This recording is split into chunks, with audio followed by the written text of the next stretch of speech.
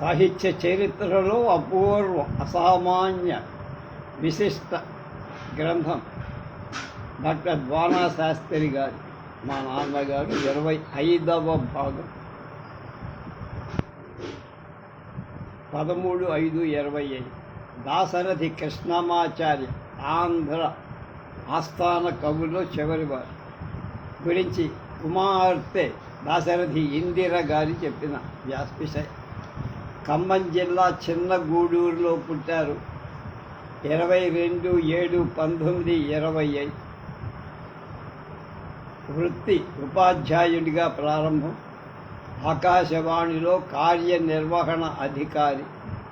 రచనలు అగ్నిధార, రుద్రవీణ, ఆ మహాంధ్ర ఉద్యమం, పునర్నవం, అమృతాభిషేకం, కవితా పుష్పకం, తిమిరంతో సమరం, ఆలోచనాలోచనాలు, గాలి గీతాలు, బిరుదులు, కళాప్రపూర్ణ. జన్మ స్వర్గస్థులు 5/11/1987, అంటే 62 సంవత్సరాలు మాత్రమే జీవించారు. ఖమ్మంలో వారు ఉండగా ఖిల్లా రోడ్డు లేదా 4th రోడ్ అంటారు. ఆ రోడ్లో మా పెద్ద తోడలుడిగా శంభుని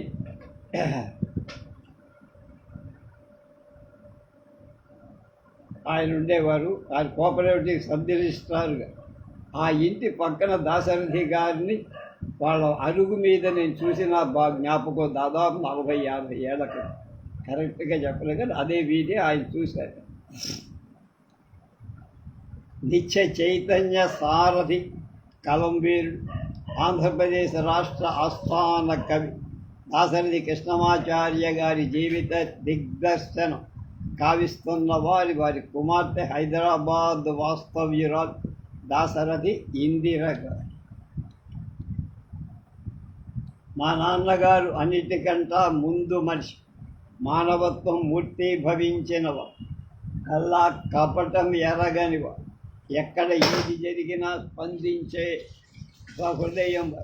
వారిలో అమృతాన్ని చూసాం, హాలాహలాన్ని చూసాం, అందరినీ సమానంగా చూసే ఆర్ద్ర హృదయులు నాన్నగారు. మా నాన్నగారు అప్పటి వరంగల్ జిల్లా చిన్న గూడూరులో 22/7/1925 జన్మించి ఖమ్మంలో మెట్రిక్ దాకా చదివారు. అప్పుడే మా నాన్న కవితా రచనకు శ్రీకారం చుట్టారు. హైదరాబాదులో BA చదివారు. మా నాన్నగారు నిజాం నిరంకుశ పాలనలో కఠినమైన పరిపాలన రోజుల్లో జన్మించారు. తండ్రి గారి వద్ద సంస్కృతం అభ్యసించారు. ఉన్నత పాఠశాలలో ఆంగ్లం, ఉర్దూలు నేర్చారు. మా నాన్నగారు అంటే అనేవారు, నా బాల్యం నుంచి ఇంట బయట మాతృభాష మీద దండయాత్రలు జరిగాయి.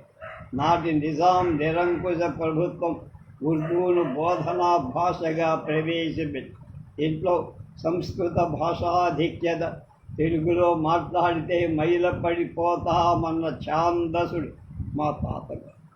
ఈ పరిస్థితిలో తెలుగులో మహాకవి కావటం అపూర్వం. మదర్సా బడిలో ఉర్దూ ప్రార్థనతో రోజు ప్రారంభమయ్యే. ప్రార్థన చేసే వారిలో గొంతు కలపటం ఇష్టం లేని నాన్నగారు హెడ్ మాస్టర్ చేత దెబ్బలు తినేవారు. ఇంత బయట కూడా తెలుగు మీద నాన్న దండయాత్ర చేయాల్సి వచ్చి ఎదురు తిరగటం మొదలు పెట్టారు. అలా నాన్నగారిలో తిరుగుబాటు బీజాలు మొదలై. నాన్నగారి రుబాయీలంటే ఇష్టం.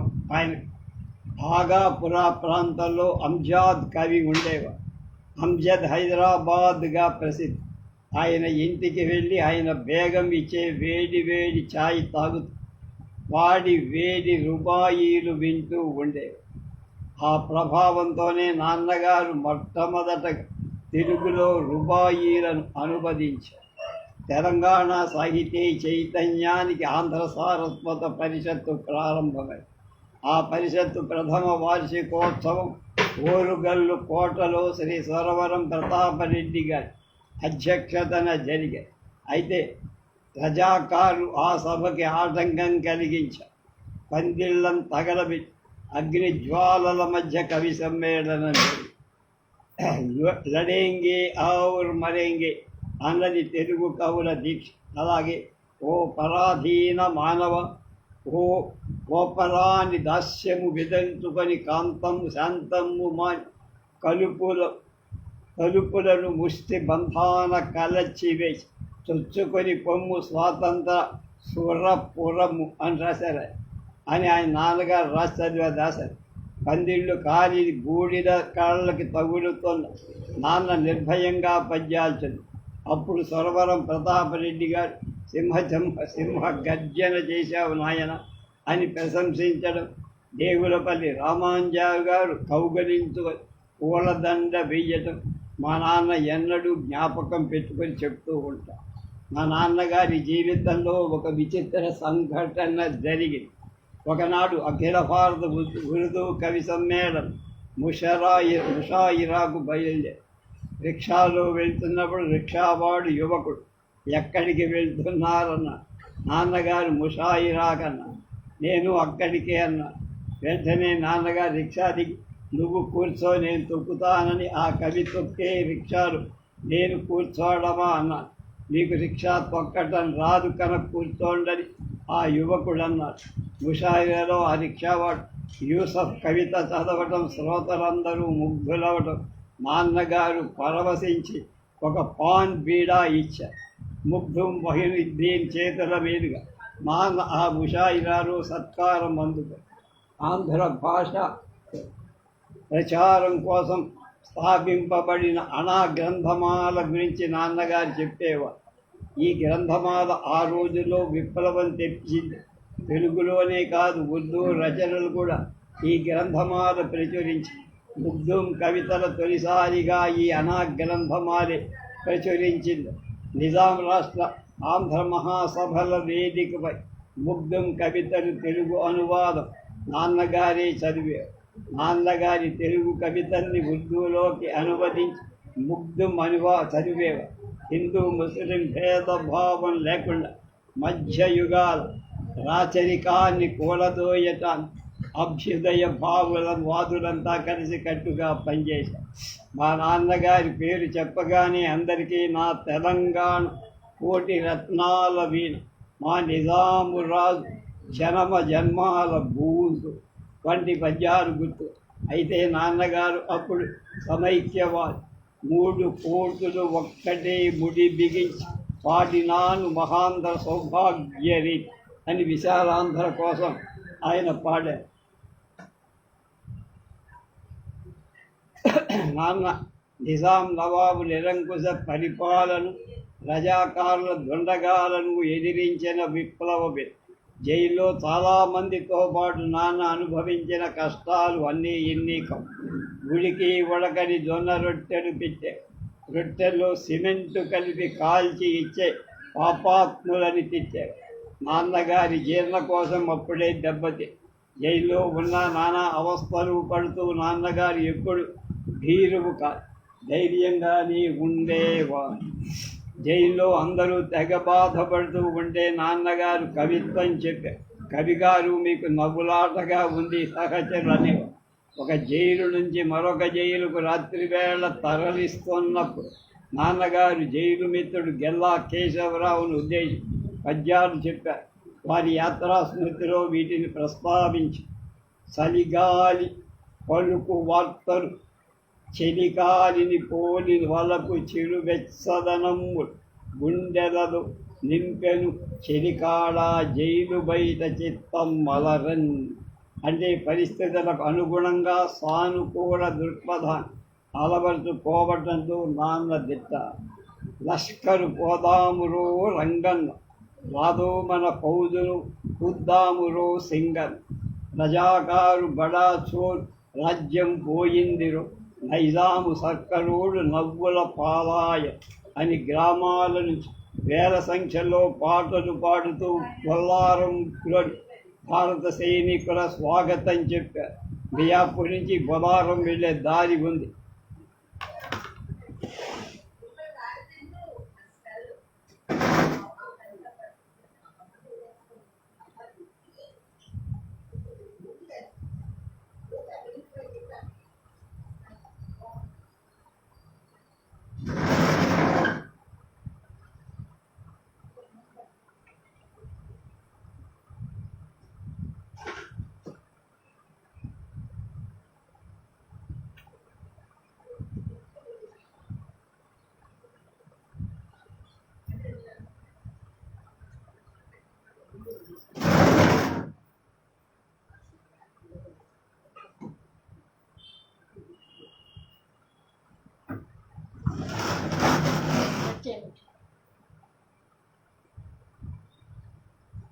ఫ్రిడ్జ్ లో పెట్టింది.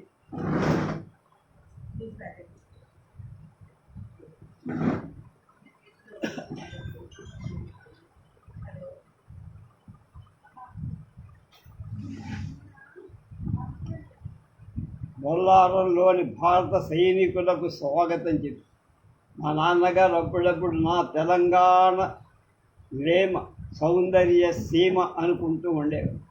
తెలుగుదనమ్మన్నా తెలంగాణ గడ్డ అన్న నాన్నగారికి చెప్పలేని అభిమానం, ఆదరణ.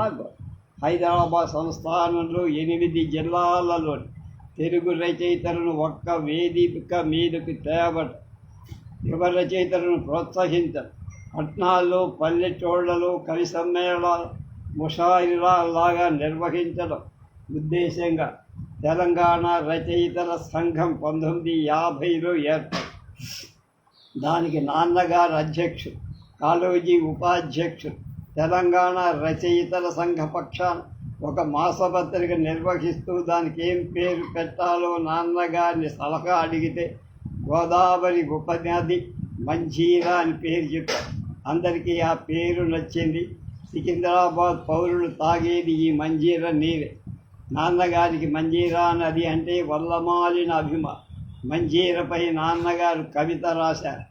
ఆనాడు తెలంగాణ గ్రామాలు అధికార దర్పంతో చిల్లర దేవుళ్ళు చేసిన అల్లరు, హత్యలు, మానభంగాలు, దోపిడీలు, దహనకాండలు ఎన్నెన్ని.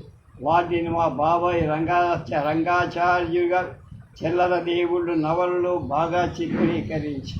నాన్నగారికి చిల్లర దేవుళ్ళు నవలంటే చాలా ఇష్టం. మాకు భాషల్లో పరిమితమైన నాన్నగారు బాల సాహిత్యం కూడా రాజతం విశేషం. నేటి మండలి బుద్ధప్రసాద్ గారు 1977లో బాలమాస పత్రిక సంపాదక వర్గ సభ్యులుగా ఉన్నప్పుడు మా నాన్నగారిని ఇంటర్వ్యూ చేశారు. నాన్న రాసిన కొన్ని బాల గేయాలు ఒకటి సంపుటిగా వచ్చాయి. ఇంకా బాలల కోసం నాటకాలు చాలా రాశారు. ఆ ఇంటర్వ్యూలో నాన్నగారు ఇలా అన్నారు: నిజమైన బాల సాహిత్యం తీయన మామిడి పండుల ఆపాత మధురంగా ఉండాలి. భాష లలితంగా సరళంగా ఉండాలి. చెప్పాల్సిన విషయం పండు వరిచి చేతిలో పెట్టినట్టు. మా నాన్న ఖమ్మంలో చదువుకునే రోజుల్లో గోనె సంచీల ఆట ఉండే. దాని పేరు సాక్ రేస్.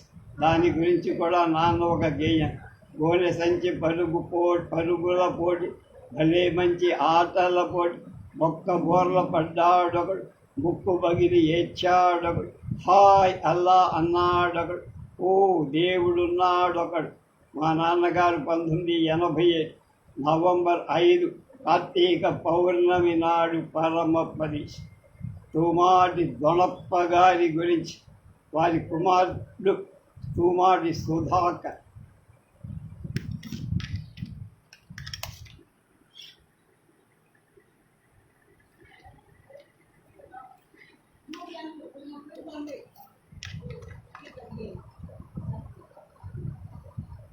దొనప్ప గారు నాగార్జున యూనివర్సిటీలో రీడర్గా ఉన్నప్పుడు అనుకుంటాను. ఆయన తర్వాత ఇక్కడి నుంచి విశాఖపట్నం యూనివర్సిటీ వైస్ ఛాన్సలర్ ఏదో అయ్యారు. అదే హెడ్ ఆఫ్ ది డిపార్ట్మెంట్. అప్పుడు మేము ఎంఏ చేసాం, తెలుగు ఎంఏ, నేను, కాంతారావు, చంతారావు అని. అంతకుముందు విజయ్ హై స్కూల్లో మాతో పనిచేసి జ్ఞానసుందరం అనేటువంటి ఓ తెలుగు మాస్టర్, ఆ తర్వాత అన్నీ పిచ్చిబాబు అనేటువంటి ఓ తెలుగు మాస్టర్, వాళ్ళు కూడా ఆయన కిందే చేశారు. మాకు అప్పుడు యూనివర్సిటీలో ఇంగ్లీష్ లెక్చరర్గా పనిచేస్తున్నాం. నేను చదువుకునే ఉయ్యూరు హై స్కూల్లో 9వ తరగతి మేము చదివినప్పుడు అక్కడ లెక్కల మాస్టర్గా, అంటే అన్ట్రైన్డ్ గ్రాడ్యుయేట్గా పనిచేసిన వల్లభనేని రామకృష్ణారావు గారు కూడా అక్కడ లెక్చరర్ అయింది. వాళ్ళిద్దరి దోస్తి మా అందరికీ కలిసి ఉండటంతో మా ఎంఏ నిరాఘాటంగా జరిగి సెకండ్ క్లాసులు మేమంతా కాదు.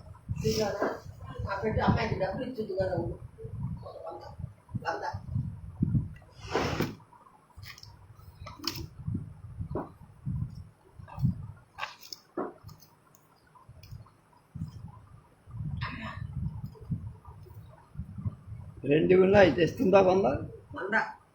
ఇక్కడ లేవు.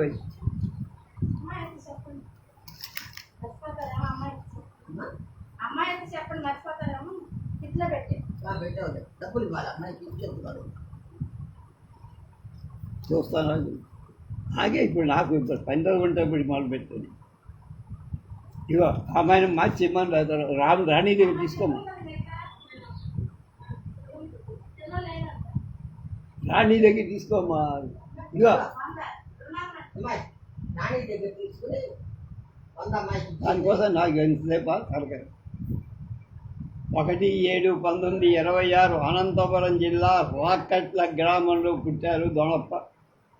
చదువు ఎంఏ పిహెచ్డి, వృత్తి నాగార్జున విశ్వవిద్యాలయంలో తెలుగు శాఖ అధ్యక్షుడు, ప్రిన్సిపాల్ రిజిస్ట్రార్, తెలుగు విశ్వవిద్యాలయం మొదటి ఉపాధ్యక్షుడు, అధికార భాషా సంఘ అధ్యక్షుడు, తెలుగులో సమైక్య వైకృత పదస్వరూప నిరూపణ సిద్ధాంత గ్రంథం, ఆంధ్ర సంస్థానాలు అద్భుతమైన గ్రంథం. దాన్ని ఆధారంగా చేసుకొని కృష్ణా జిల్లాలో సంస్థానాలు సాహిత్య సేవ అని నేను ఒక పెద్ద వ్యాసం నాతో రాయించారు. కృష్ణా జిల్లా రచయితల సంఘ ముఖ్య కార్యదర్శి డాక్టర్ పూర్ణచంద్ర. అలాగే తెలుగులో తెలుగు భాషా వ్యాసావళి తెలుగు భాషా చారిత్రక వ్యాసావళి, తర్వాత తెలుగు హరికథా సర్వకు, తెలుగులో కొత్త వెలుగులు, జానపద కళా సంపద, ఆశాభరిత రేడియో ప్రసంగ వ్యాస సంపుటి, విద్యార్థిగా ఆదర్శ శిఖరాలు ఏకాంకిక, చంద్రుడు కలువ కథ, అన్వేషణ గేయ. 6/9/1996 అంటే 70 ఏళ్ళే దీవించారు. ఉత్తమ అధ్యాపకుడిగా, ఆదర్శ పరిశోధకుడిగా, ప్రసిద్ధ భాషావేత్తగా, పరిపాలనా దక్షుడుగా, జానపద సాహిత్య సంగ్రాహకుడుగా పేరొందిన ఆచార్య తూమాటి దొనప్ప గురించి వారి కుమారుడు కేంద్ర ప్రభుత్వ అధికారి, హైదరాబాద్ నివాస్ తూమాటి సుధాకర్ సంగ్రహంగా వివరిస్తారు. నాన్నగారు మహామంచి నాన్నగా.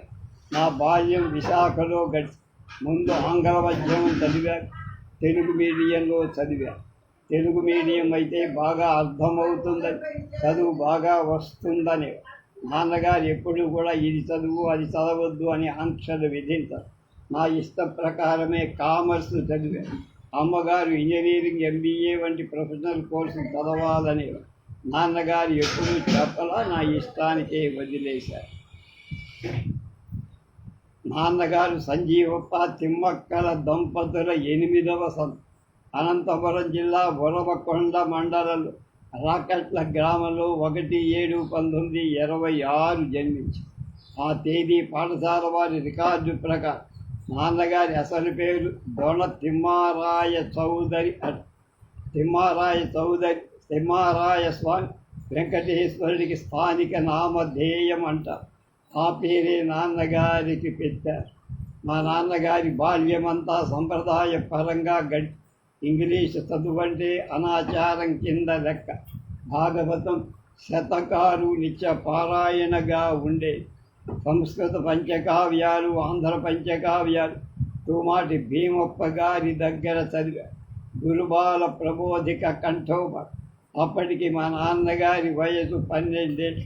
నాన్నగారి జీవితం గురించి డాక్టర్ నాగళ్ళ గురుప్రసాదరావు ప్రత్యేక సంచికలో 3/60 దొనప్ప అనే వ్యాసంలో వివరించారు. ఇటీవల ద్వానాశాస్త్రి గారు నాన్నగారి జీవిత సాగించపై చిన్న పుస్తకం వేశారు. వీటి ఆధారంగా గుర్తుకు తెచ్చుకుంటారు. నాన్నగారి మేనత్త భర్త చిన్న తిమ్మప్ప గారు వజ్రకరువులో పెద్ద ఆశ. ఆయన నాన్నగారిని వజ్రకరువు తీసుకెళ్ళి స్కూల్లో చేర్పించి అప్పుడు ఆంగ్ల భాష నేర్చారు. అదే వారి జీవితంలో ఒక మలుపు.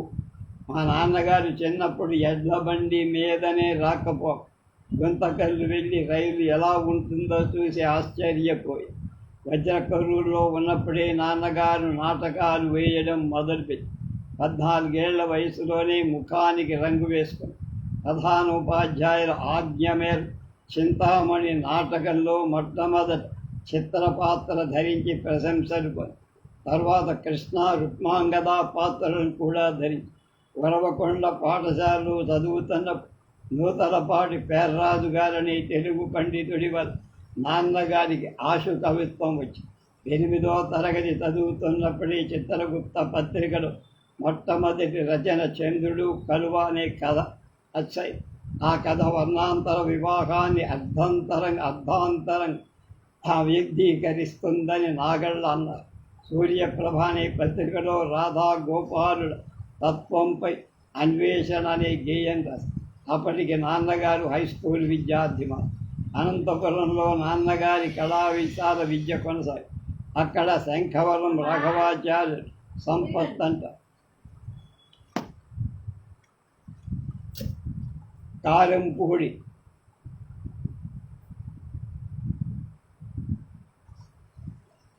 రాజమన్నారు గారికి తెలుగులో గురు చిరుకూరి నారాయణరావు గారు ప్రత్యేక ఉపన్యాసాలు ఇచ్చేవారు.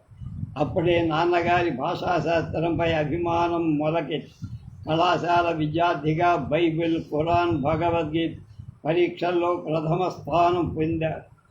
అలాగే మీనాక్షి సుందరాంబ స్మారక బహుమానం పొంది మద్రాసు విశ్వవిద్యాలయం నుండి ఇంటర్మీడియట్ పరీక్షలో ఉత్తీర్ణులై ఆచార్య గంటి జోగి సోమయాజులుగా వాల్తేరు ఆంధ్ర విశ్వవిద్యాలయంలో ప్రధాన ఆచార్యులుగా ఉండగా నాన్నగారి ఆనర్స్ చదివారు. జానపద సాహిత్యమన్నా మాండలికమన్నా మా నాన్నగారికి బాగా ఇష్టం. వీరికి సంబంధించిన చాలా సమాచారం సేకరించి ఊరూరు తిరిగి ఎంతో కష్టపడి నాన్నగారు ఆనర్స్లో Dravidian philosophy and general linguistics అనే ప్రత్యేక అంశంగా అభ్యసించారు. సాహిత్యం బాగా చదివిన వాళ్ళు భాషాశాస్త్రం సరిపడేది కాదని విన్నారు. కానీ నాన్నగారు రెండిట్లో కూడా సవ్యసాచి. మా నాన్నగారు ఆంధ్ర విశ్వవిద్యాలయం తెలుగు శాఖలో పనిచేసేటప్పుడు భాషాశాస్త్రం బోధించేవారు. తమ క్లాసుకి ముందు 2-3 నిమిషాలు క్లాసు గుమ్మం ముందు నుంచొని ఉండేవారు. అంతకుముందు మాస్టారు వెళ్ళగానే వెంటనే క్లాసులోకి యూనివర్సిటీ కూడా అంతగా ఉంటారా అని విద్యార్థులు ఆశ్చర్యపోయారని ద్వానాశాస్త్రి చెప్పారు. అనకాపల్లి కళాశాల వారు, గుడివాడ వారు ఉద్యోగాలు ఇస్తామన్న నాన్న వెళ్ళ ఆచార్య గంటి జోగి సోమయాజి గారి పరిశోధన విద్యార్థిగా చేరారు. పూనా దక్కన్ కాలేజీలో భాషాశాస్త్రం ప్రత్యేక శిక్షణ కొరకు హాజరు. సునీత్ కుమార్ చటర్జీ, సుకుమార్ సేన్ వంటి వారి ఉపన్యాసాలు విని ఉత్తేజం పొంది ఆంధ్ర విశ్వవిద్యాలయం చేపట్టిన తెలుగు వ్యుత్పత్తి పదకోశ ప్రారంభంలో నాన్నగారు ముఖ్య సహాయకుడిగా తర్వాత వచ్చిన వారు మా నాన్నగారి పేరు స్మరించల అలా ఉంటుంది లోకం. 1958 నుంచి 60 వరకు ఆంధ్ర యూనివర్సిటీలో ఉపన్యాసకుడిగా, ముఖ్య సహాయకుడిగా, తర్వాత తెలుగు శాఖలో రీడర్, ఆచార్యుడు, 70లో తెలుగు శాఖ ఆచార్యులుగా, ప్రిన్సిపాల్గా, రిజిస్ట్రార్, తర్వాత విజ్ఞానపీఠం అధ్యక్షులుగా, తెలుగు విశ్వవిద్యాలయ కులపతిగా చివరగా అధికార భాషా సంఘ అధ్యక్షులుగా పనిచేసి ఎన్టీ రామారావు ముఖ్యమంత్రి పదవీచ్యుతులు కాగానే నైతిక విలువలు పాటిస్తూ పదవికి రాజీనామా. నేను నాగార్జున విశ్వవిద్యాలయంలో ఎంకామ్ చదువుతున్న మా నాన్నగారు ప్రిన్సిపాల్గా, రిజిస్ట్రార్గా ఉన్నారు. ఒకరిద్దరికి తప్ప నేను దోణప్ప గారి అబ్బాయిని ఎవరికీ తెలియదు. ఫలానా వారి అబ్బాయి నేనెందుకు ఫోకస్ అవ్వాలని నాకు నాన్నగారి అభిప్రాయం కూడా. మా నాన్నగారు పెద్దగా సంపాదించింది పైగా బంధువులకు చాలా సహాయపడి పెదనాన్నగారి అబ్బాయిని మా ఇంట్లో ఉంచి చదివించారు. మేనమ్మ గారిని చదివించారు. బీద విద్యార్థులకు సహాయం చేశారు. పెళ్ళిళ్ళ, చెల్లి పెళ్ళిళ్ళ ఖర్చులు అమ్మేశారు. బీస్తకాల అమ్మకాల ద్వారా 25,000 నాన్నగారి చిన్ననాటి మిత్రుడు బలరామరాజు గారు వడ్డీ లేకుండా అప్పు ఇచ్చారు. 1978 ప్రాంతం వారికి వచ్చిన పెన్షన్ LICలో నాది కొంత తీసుకొని హైదరాబాదులో ఫ్లాట్ కొని నేను ఫారిన్ ట్రేడ్లో డిప్లొమా చదవడానికి ఢిల్లీ వెళ్తానంటే నెలకి 1,000 రూపాయల కంటే ఎక్కువ ఇవ్వలేను. అలాగే సర్దుకుపోయా. ఆయన డబ్బు బాగా సంపాదిస్తే మేమంతా కష్టపడేవాళ్ళం. నాన్నగారు చాలా నిక్కచ్చి మనిషి. యూనివర్సిటీ గొడవలు కానీ, డిపార్ట్మెంట్ గొడవలు కానీ ఇంట్లో ఎప్పుడూ ప్రస్తావన వచ్చేది కాదు. చాలా గుంభనగా లోపల బాధపడేవాళ్ళనుకుంటా. చాలా నిరాడంబరం. చాలామంది శిష్యుల్ని సంపాదించారు కానీ మిత్రుల్ని ఎక్కువగా పొందలేకపోయారు. సాహిత్య రచనలు ఎక్కువగా యూనివర్సిటీ క్యాంపస్లోనే చేశారు. మేము పడుకునే సమయానికి ఇంటికి వచ్చి తెల్లారుజామున 5 గంటలకి లేచి చదువుకొని రాసుకునేవారు. నాన్నగారి సాహిత్య ప్రభావం మా మీద లేదు. ఆయన రాసిన వాటిలో కొన్నింటి చదవటం తప్ప. నీట్గా డ్రెస్ చేసుకోవడం, ఇన్సర్టు, బూట్లు, లైట్తో నేర్చుకో. నీ కోసం నేనేమి ఆర్థికంగా చెయ్యలేకపోయానని మీరు తండ్రిగా చెప్పుకోవటమే నాకు గర్వకారణం అనేవారు. నాన్నగారి శిష్యులందరూ ఆచార్య పదవులో సాహిత్య రంగంలో పేరు పొందినవారు. అయితే కొద్దిమంది మాత్రమే ఇప్పటికీ ఆయన పేరు స్మరిస్తారు. విజయవాడలో నాన్నగారు హఠాత్తుగా 6/9/1996 మరణం. వారు పోయిన తరువాత వారి విలువ మరింత తెలుసు. తండ్రిగా కంటే స్నేహితుడిగానే ప్రవర్తించిన నాన్నగారు గురు శిరోమణి అని శిష్యులు కీర్తిస్తూ ఉంటారు. అంతకంటే ఆనందం ఏముంటుంది? వారి భాషా సాహిత్యాల సేవ గురించి వివరించే శక్తి నాకు లేదని మనవి చేసు. కానీ ఎన్నో సంవత్సరాలు శ్రమించి మనుషుల పేర్లు, ఊళ్ళ పేర్లు, ఇంటి పేర్లు ఎలా వచ్చాయో సేకరించి వింగడించి విశ్లేషించి రూపొందించిన గ్రంథం లిఖిత ప్రతి దొరకదు. దీనికి పేరేమి, దాన్ని మీ పేరేమిటి అనే పుస్తకంగా ప్రచురించాలనుకున్నాను కానీ అది నెరవేరు. ఇవాళ చివరి వ్యాసం బలివాడ కాంతారావు గారి నుంచి గురించి వారి అమ్మాయి సుజాత పట్నాయక్.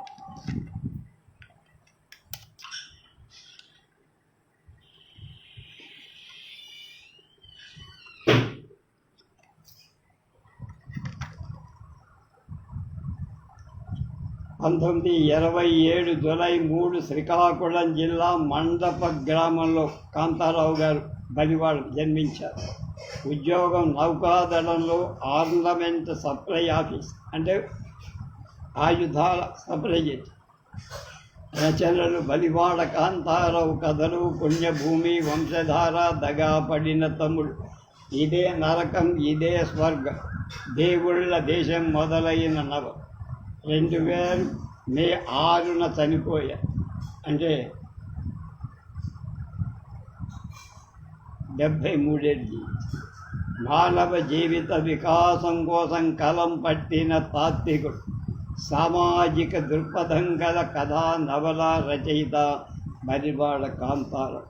ఈ విశిష్ట రచయిత గురించి వివరాలు అందిస్తున్నవారు వారి కుమార్తె బలంపురం వాస్తవ్యురాలు సుజాత పట్నాయక్. నేను అవార్డుల కోసం వెంపరలాడను. నా పిల్లలే నాకు గొప్ప అవార్డులు అన్న మా నాన్నగారి గురించి రాయటం కష్టం. ఎక్కడ మొదలు పెట్టారు, ఏం రాయారు, ఎంత రాయారు? మా నాన్న బహుముఖ ప్రతిభాశాలి, మానవతావాది, నిరాడంబరుడు, కుటుంబ సంబంధాలంటే ఎనలేని మక్కువ ఉండదు. శ్రీకాకుళం జిల్లా వంశధార ఒడ్డిన చిన్న పల్లెటూరు మండపంలో ఉపాధ్యాయ కుటుంబంలో 1927 జూలై 3 పుట్టిన నాన్న చదువు కోసం 9వ ఏట విశాఖ వెళ్ళి అక్కడ మేనమామ గారింట్లో చదువుకుంటూ అత్తయ్య చెప్పే రకరకాల కథలు విండేవారు. అలా చిన్నప్పుడే కథా రచనకి, ఊహకి బీజం ఏర్పడి మిస్ ఏవియన్ కళాశాల ఉన్నత పాఠశాలలు చదివేటప్పుడు వ్యాసరచనలు ఆరితేరిన వారుగా ఉపాధ్యాయుల మెప్పు పొందారు.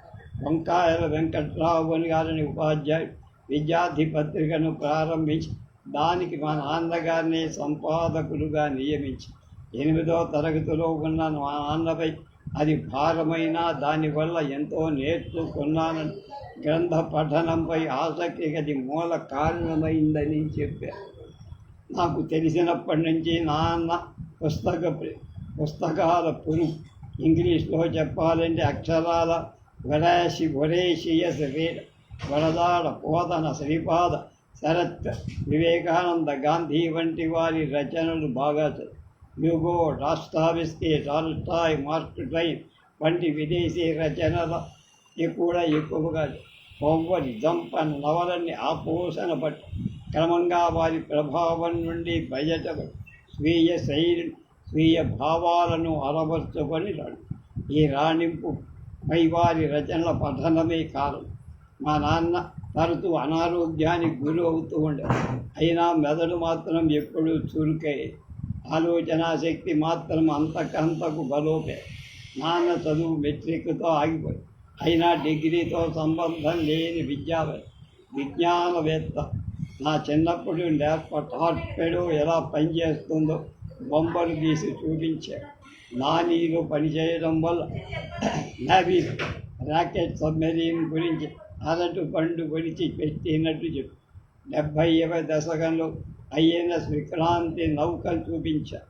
మరొక నాడు cotton mill, cinema shooting, aquarium, museum మొదలైనవన్నీ చూపించారు. మా నాన్న నుంచి మేము సమయ పాలన నేర్చుగా టైం మేనేజ్మెంట్లో ఆయనకేశారు. ఇంటికి వచ్చే వాటితో కాలక్షేపం చేస్తూ రచనలు చేస్తూ కూడా రోజు కొంతసేపు మాతో గడవనిదే ఉండేవాడు. మాతో పేకాట ఆడే. ఉద్యోగరీత్యా ఢిల్లీ, విశాఖలో, గోవా, బొంబాయికి ఎక్కడికి వెళ్ళినా ఇంటి పట్టునే ఉండే. ఇల్లు పిల్లలు అంటే అమితమైన నాన్నగారు ఉంటుంటే ఈ పలుకు నేను ఎన్నడూ మర్చిపో.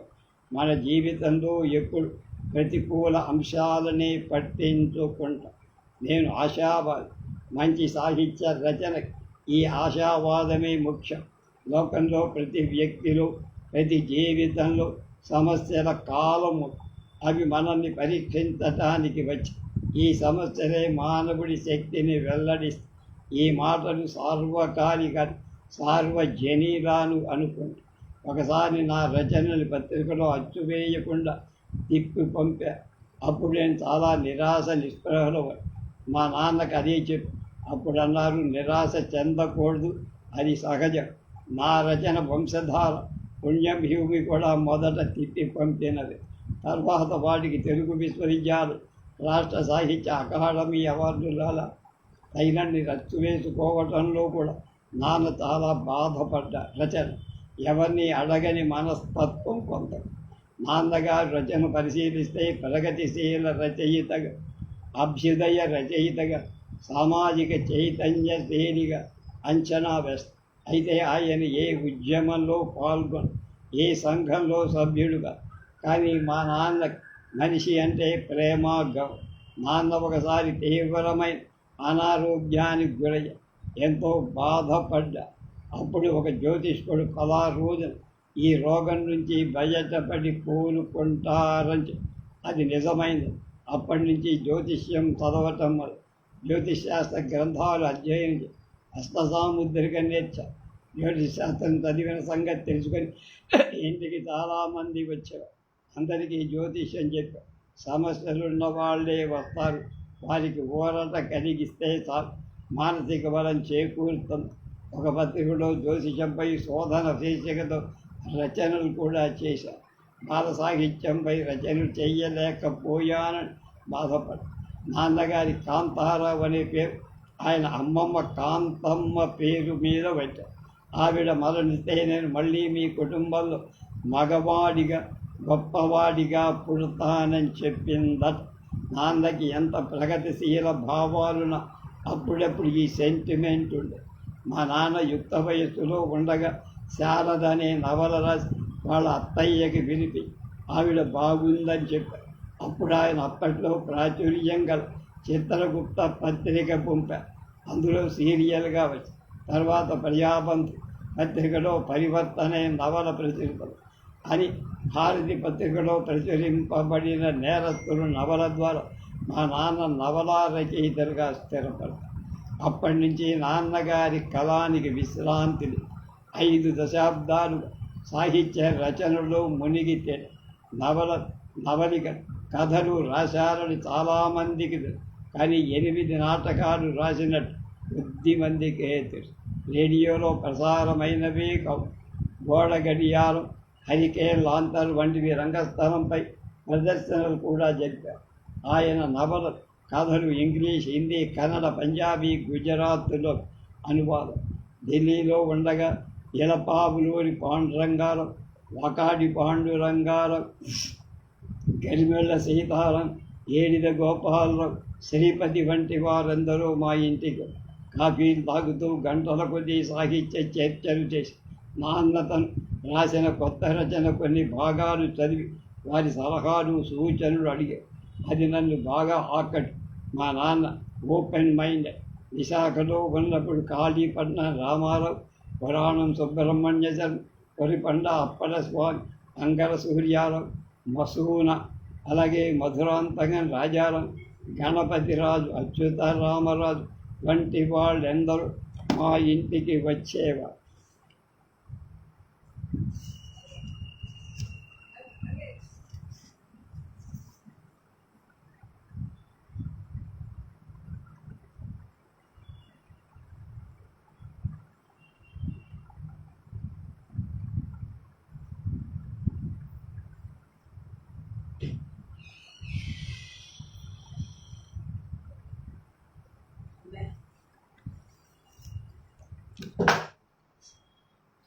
విశాఖ రచయితల సంఘంలో నాన్నకి సన్నిహిత సంబంధం.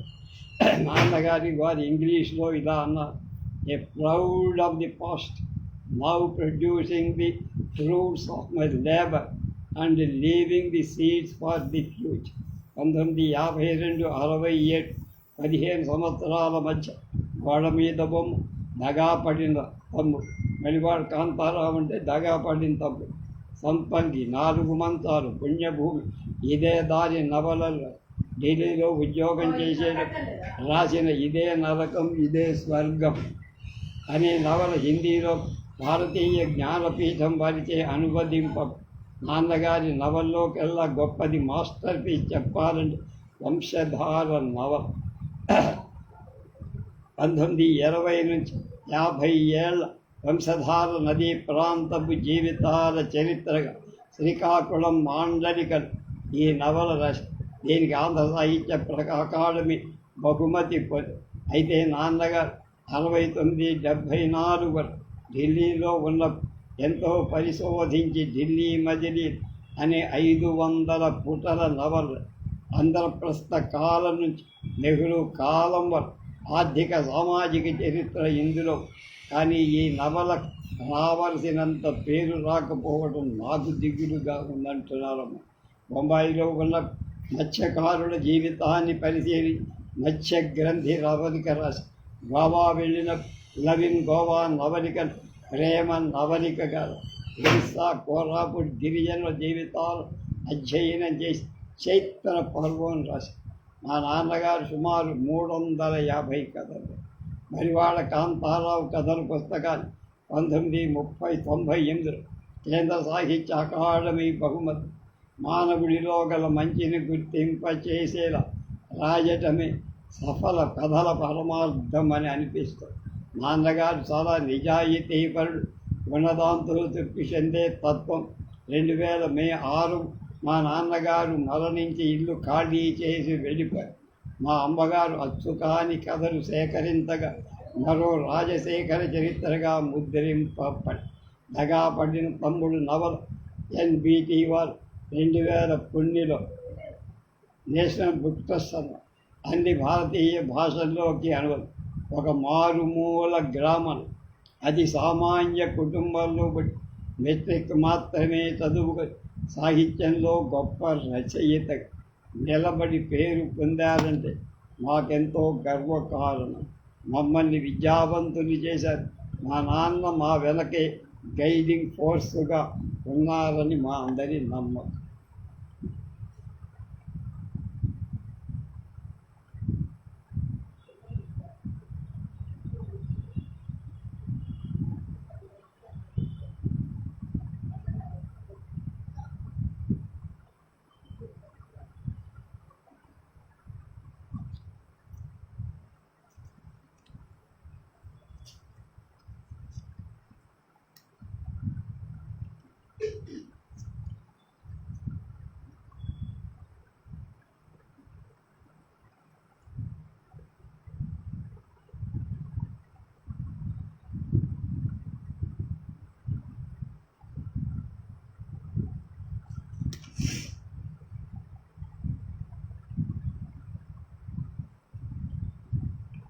రేపు ఉషశ్రీ గారి గురించి వారి అమ్మాయి వైజయంతి పురాణ పండ వైజయంతి గారు ఏం చెప్తారో చూద్దాం.